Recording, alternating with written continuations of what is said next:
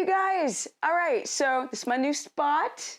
Let's talk about electrolytes. Again, this is not a new subject, but a lot of people feel like you just don't need to take sodium or potassium or magnesium. Well, potassium you can get from meat.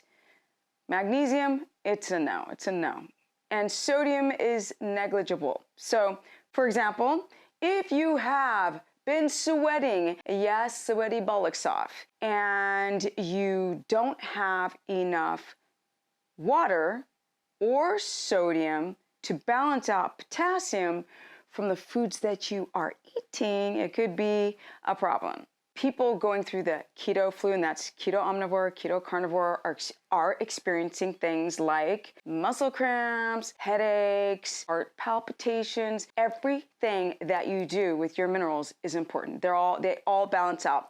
Sodium must match potassium. If you just take a bunch of sodium and dump it in a glass of water as a pre-workout, and then you don't get enough potassium, you're gonna have a rebound of problems like benign heart palpitations. You must balance the two together. So, supplemental potassium, super toxic to the liver. We don't want that. When it comes to magnesium, you can get magnesium from like transdermal magnesium that you put on the skin. Unfortunately, okay, so this goes through your skin very quickly into the bloodstream, but it's not a lot. It's not a lot of magnesium. So then you might want to go for an oral magnesium or a sublingual, which would be glycinate. Now, some people react to glycinate, most don't.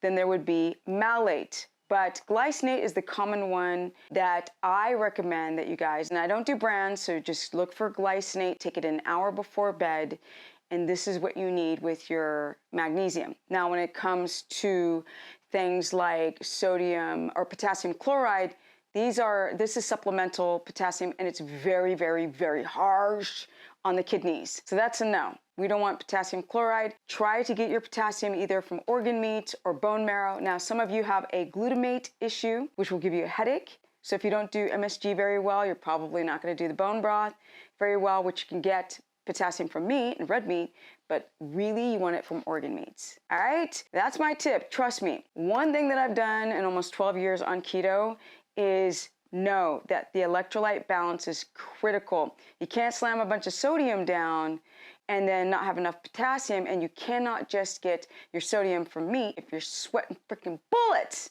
Okay, now it's time to almost go. I want to remind you guys to go to stephanieperson.com if you want a consultation, or you can go to my Instagram, which is Stephanie Ketogenic, or you can go to Stephanie the Business Person on my Facebook fan page. And don't forget to check out Liberate. It's amazing. Bye.